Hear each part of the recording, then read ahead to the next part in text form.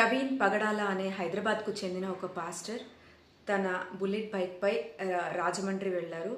అయితే రిటర్న్ వస్తుంటే ఆ బైక్ వెనకాల ఒక బ్యాగ్ కట్టుకుని డ్రైవింగ్ అంటే తనకి ప్యాషన్ వల్ల వాళ్ళ ఫ్రెండ్ని కలుస్తానని చెప్పి వెళ్ళారంట. రాజమండ్రిలో ఒక చోట ఒక రోడ్డు ప్రమాదానికి గురయ్యారు. ఆ హాస్పిటల్కి అక్కడ ఉన్న లోకల్ పీపుల్ పంపించడం జరిగింది. అప్పటికే చనిపోయారు. కానీ చనిపోయింది ఎవరు అనేది ఆ టైంలో పోలీసులు గుర్తుపట్టలేదు, లోకల్ పీపుల్ కూడా గుర్తుపట్టలేదు. కానీ తర్వాత తెలిసింది అతను ఒక పాస్టర్ ప్రవీణ్ పగడాల గారు అని చెప్పి తేలింది. ప్రవీణ్ పగడాల గారు తన పని తాను చేసుకుపోయే ఒక మంచి పాస్టర్. ఆయన ప్రసంగికుడు. ఎప్పుడు రాజకీయ వివాదాల్లో కానీ ఈ చర్చిల వివాదాల్లో కానీ రాలేదు. ఒకవేళ యూట్యూబ్లో అక్కడ అందరిలాగా ఏదో చిన్న చితక ఏమైనా మాట్లాడినా అది పగబట్టే అంత కోపకరమైన మాటలు కాదు. ఎప్పుడు ఆయన పేరు కానీ అంటే ఇలా వివాదాస్పదంగా లేదు. కానీ ఆయన రోడ్డు ప్రమాదానికి గురి కావడంతో ఏదో కుట్ర జరిగిపోయిందని అందరూ తెరపైకి వచ్చేసారు. ముఖ్యంగా మత నాయకులు, ఇంకెవరు రాజకీయ నాయకులు ఇంకా ఎక్కువ. అంటే హర్షకుమార్ గారి గురించి కాదు, బట్ ఒక సానుకూల దృక్పథంతో కలవడం వేరు. కానీ మతాలను ఉద్దేశించి కుట్రలను ఇంకా తెలియని ప్రజల్లో ఒక ఆందోళన అంటే చంపేశారని చెప్పడం కానీ, ఆయనతో అసలు ఎవరికి శత్రుత్వం ఉందో కూడా చెప్పకుండా ప్రవీణ్ పగడాల గారు వచ్చే దారులతో పాటు అంటే పోలీసులు దీనివల్ల కెమెరాస్ అన్ని చెక్ చేయడం, ఈ రాజమండ్రిలో ఆయన ప్రయాణించిన అన్ని మార్గాల్లో సీసీ కెమెరా దృశ్యాలను విశ్లేషించడం, ఇలా అన్ని చూసిన తర్వాత కూడా ఈ అనుమానాస్పద పరిస్థితులు ఎలాంటివి కనిపించలేదని చెప్పినా సరే అసలు ప్రవీణ్ పగడాల గారు రాజమండ్రికి వస్తారన్న సమాచారం కూడా ఎవరికి తెలియకుండా అసలు తెలిసే అవకాశం కూడా లేదు అంటున్నారు పోలీసు వాళ్ళు. దురదృష్టవశాత్తు ఆయన రోడ్డు ప్రమాదానికి గురైన ఈ రాజకీయ నేతలు, ఆ లోకల్ కొంతమంది మత నేతలు కుల మతాల పట్ల ద్వేషం పెంచి చలి కాచుకునేందుకు రెడీగా ఉండే ఈ నేతల హడావిడి కారణంగా పోలీసులు 5 ప్రత్యేక బృందాలు ఏర్పాటు చేసి విచారణ చేయిస్తున్నారు. అయినా రోడ్డు ప్రమాదం అనే సంకేతాలే కనిపిస్తున్నాయని చెప్తున్నారు. కేఏ పాల్ లాంటి వాళ్ళు అసలు సంబంధం లేకపోయినా పవన్ కళ్యాణ్ని రెచ్చగొట్టడం వల్లే ఇలాంటివి జరుగుతున్నాయని, లేకపోతే ఈ మతం ఇది, ఆ మతం ఇది, ఆధునికవాదులు, మతవాదులు, మానవతావాదులు అంటే చాలామంది రకరకాల పేర్లతో అసలు విషయ పరిజ్ఞానం లేకుండా కేవలం ఒక మతాన్ని లక్ష్యంగా చేసుకుని విషాన్ని చిమ్మేవాళ్ళు ఇలాంటి గొడవలకు కారణమవుతుంది. మీ మనోభావాలు దెబ్బతింటే ఇంటికెళ్ళి మలం రాసుకోండి, కానీ ఇలా జనాల మీద పడి మతాల గొడవలు రెచ్చగొట్టి భయభ్రాంతులకి గురి చేయకండి. దయచేసి యాక్సిడెంట్ని యాక్సిడెంట్ లాగానే చూడండి. ఇది ఒక హిందూ, ముస్లిము, క్రిస్టియను అని కాదు, అన్ని మతాలకి ఇదే వర్తిస్తుంది. ఒక మతాన్ని ఇంకొక మతాన్ని దూషిస్తే కఠిన చర్యలు ఉంటాయని చెప్పి తెలియాలి. ఎందుకంటే భారతదేశంలో మత గొడవలు జరగట్లేదా అని అంటే ఖచ్చితంగా జరుగుతున్నాయి. దీని వెనకాల కేవలం పార్టీల హస్తాలే ఉన్నాయి తప్ప ప్రజల హస్తాలు లేవు. అంటే వాళ్ళ స్వార్థ ప్రయోజనాల కోసం మాత్రమే గొడవలు పడి కొట్టుకు చేస్తున్నారు. కానీ నిజంగా అమాయక ప్రజలకు అసలు మతాలు, కులాలతో సంబంధం లేకుండా కలిసిమెలిసి ఉంటున్నారు. భారతదేశ వాల్యూస్ కాపాడుకోవడానికి ప్రజలే ముందుకొస్తున్నారు. ప్రజా నాయకులు వాటిని విచ్ఛిన్నం చేయడానికి ప్రతినిత్యం పోరాడుతున్నారు. ప్రజల్లో గొడవలు, మత విద్వేషాలు రేపి పండగ చేసుకోవాలని చూసేది కేవలం రాజకీయ నాయకులు మాత్రమే. అమాయక ప్రజలకు ఈ గొడవలతో ఎలాంటి సంబంధం లేదు అని చెప్పారు. మన దేశంలో 2011 జనాభా లెక్కల ప్రకారం ఏ మతమో కూడా చెప్పని వాళ్ళు 28 లక్షల మందికి పైగానే ఉన్నారట. అసలు మతాన్ని మీరు వదులుకోగలుగుతారా?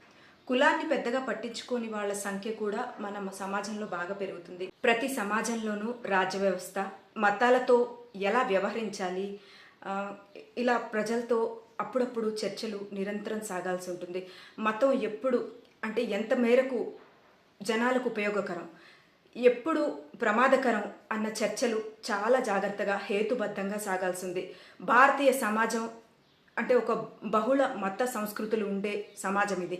అలాంటి చోట ఇలాంటి అంటే సెన్సిటివ్, ఈ మతాలు అనేది సెన్సిటివ్ విషయాలు కాబట్టి ఈ మతాల వల్ల ప్రయోజనాలు, పరిమితులు, వాటి ఉపయోగత, ఇంకా రాజ్యశక్తితో వాటి సంబంధాల మీద ఉన్న చర్చలు జరుగుతూ ఉండాలి. కానీ యూట్యూబర్స్ చాలామంది వాళ్ళని ఇంకా రెచ్చగొట్టి ఓట్లని వాళ్ళు నచ్చిన వాళ్ళకి వేసే విధంగా ప్రయత్నించడం అనేది చాలా ఘోరం. ఇంకా రానున్న రోజుల్లో దారుణంగా ఉండబోతుంది అనిపిస్తుంది. ఇప్పుడు మతాల్ని రాజకీయ అవసరాలకు వాడుకోవడాన్ని బహిరంగంగా అంటే ఒక అడ్డు అదుపు లేకుండా బీజేపీ అనుకోండి, ఇటు ఇంకేదన్నా పార్టీ అనుకోండి, ముస్లిం, క్రిస్టియన్, హిందూ అంటే అసలు మైనారిటీ ఇలాంటి ఎలాంటి తేడా లేకుండా మతాన్ని ఇతర సాంస్కృతిక గుర్తింపుల నుంచి అంటే అధికార రాజకీయాల కోసం విచ్చలవిడిగా వాడుకోవడం విపరీతంగా తయారైంది. ఇలాంటి పరిస్థితి అంటే ఒక మేధో పేదరికం అని చెప్పొచ్చు. ఇది చాలా ప్రమాదకరం. దాదాపు 75 ఏళ్ల కింద మన రాజ్యాంగం అంటే ఒక రిపబ్లిక్గా మనం ప్రకటించుకున్నాం కదా. మత ప్రమేయం లేని రాజ్యాంగంగా రాజనీతి శాస్త్రంలో అంటే మనం అలా బతుకుతున్నాం నమ్ముకుని, రాజనీతి శాస్త్రంలో నీతిగా బతుకుతున్న రాజ్యాంగంలో అంటే ఇలా అందరం కలిసి ఉండడం అనేది ఒక ప్రధాన అంశం. మన రాజ్యాంగం ఒకే ఆధిపత్య మతానికి కొమ్ము కాసేలాగా అసలు ఉండదు. అసలు రాజ్యాంగ సంగతి పక్కన పడేస్తే ప్రజా జీవితాలు 1950 తర్వాత ఇప్పుడు ఒక స్వేచ్ఛ, సమత, న్యాయం ఇదే కదా. అంటే ఈ డెమోక్రటిక్ రిపబ్లిక్ వీటి విలువల భావాలను ఎలా మనం జనాలు వాటిని ఎలా ముడిపడి ఉండాలి, వాటి మీద చర్చ ఎక్కడ జరుగుతుంది. ఆర్థిక పేదరికం లాగే గత కొన్ని దశాబ్దాలుగా మన దేశంలో మేధో పేదరికం కూడా పెరిగిపోతుంది.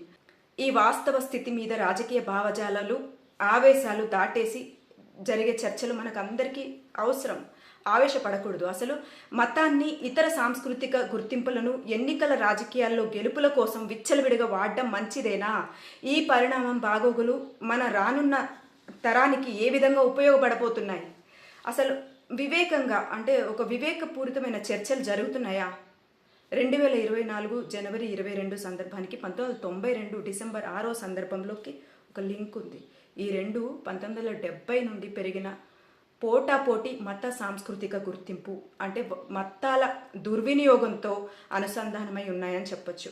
ఇంకా ముందుకు పోతే ఆధునిక జాతి నిర్మాణానికి మతం మాత్రమే బలమైన ప్రాతిపదిక అని భావించిన 18వ శతాబ్ది చివరి 19వ శతాబ్దం మొదటి కాలంలో నాటి బలస భారతదేశ మేధో ప్రపంచంలో దీనికి లింక్ ఉందని చెప్పొచ్చు. ఈ దేశ భవిత కోసం, రేపటి తరాల కోసం ఏమాత్రం వాయిదా వేయకోకుండా దయచేసి ఈ యూట్యూబ్లో ఏవైతే మత రిలేటెడ్ ఇష్యూస్ మీద రెచ్చగొట్టే విధంగా వీడియోలు జరుగుతున్నాయి వాటన్నిటిని ఇమ్మీడియట్గా ఆపేసి, అసలు మతాలకి రాజకీయాలకి ఎలాంటి సంబంధం లేదు, మతం ఒక మనుగడ కోసం మాత్రమే, మతం కానీ కులం కానీ ఏదైనా ఇంటి వరకే పరిమితం, దీన్ని రాజకీయాల్లో నా కులం వాడు నా కోట్లు వేయాలి, నా మతం వాడు నా కోట్లు వేయాలి, ఇలాంటి చెత్త సంస్కృతి పోయి అందరూ ఎడ్యుకేట్ అయ్యి ఇది మనది భారతదేశం, భారత రాజ్యాంగం ముఖ్య ఉద్దేశం ఏంటి, అసలు ప్రజలు ఎలా ఉంటే మన దేశ భవిష్యత్తు ముందుకెళ్తుంది అనే వాటి మీద చర్చలు జరగాలి. ఇంతకు మించి నేను ఏం చెప్పలేను. ఎందుకంటే ఒక మర్డర్నో ఒక యాక్సిడెంట్నో ప్రజలకి కన్ఫ్యూజ్ చేసి ఇంట్లో కూర్చున్న వాళ్ళని భయభ్రాంతులకు గురి చేస్తున్న మీడియాకు ఒక దండం. దయచేసి ప్రజలు ఎవరు ఇలాంటి బయటకు వస్తే నమ్మకండి. మీరు కూడా అసలు ఎంతవరకు నిజాలు ఎవరన్నా రెచ్చగొట్టగానే రెచ్చిపోకుండా దయచేసి విఘ్నతతో, వివేకంతో ఆలోచించి నిర్ణయాలు తీసుకోండి. మతాలు అనేది పర్సనల్. మతాలని రోడ్డు మీదకి తెచ్చిన వాడి మీద 295 వేయాలి. మనోభావాలు చెడ్డగా మాట్లాడితేనే కాదు, వాళ్ళ మతాన్ని బయటకు తీసుకొస్తే వాళ్ళ ఇంటి ఆడపిల్లని బయట నిలబెట్టినట్టే అర్థం చేసుకోండి. Thank you. Me Durga LLB.